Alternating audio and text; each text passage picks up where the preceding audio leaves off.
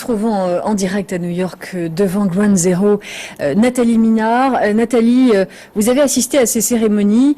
Elles viennent de s'achever, des cérémonies qui ont été voulues discrètes. Oui, vous venez de le voir sur les images, les familles des victimes ont été conviées à une cérémonie très émouvante et surtout très sobre.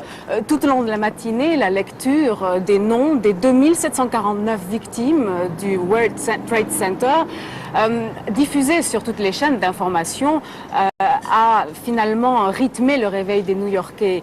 La presse a également fait la part belle ici à cet anniversaire. Le New York Times, par exemple, a publié un long reportage poignant sur les séquelles psychologiques chez les enfants qui ont perdu un de leurs parents lors de la tragédie.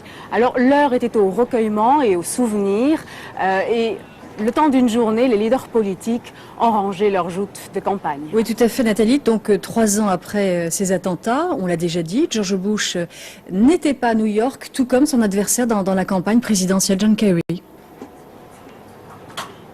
Oui, alors effectivement, aucun des candidats n'a fait le déplacement à New York, ville symbole de l'Amérique meurtrie. En ce jour de commémoration, ce sont les familles qui sont à l'honneur. Cependant, n'oubliez pas qu'il y a seulement une dizaine de jours, à quelques rues d'ici, se tenait la convention républicaine, au cours de laquelle des proches des victimes du 11 septembre ont pris la parole.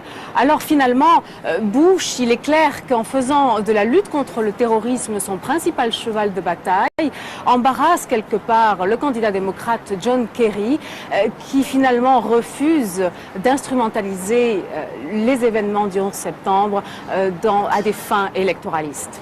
Merci Nathalie. J'ajoute qu'une cérémonie du souvenir a été également organisée en Irak. En direct de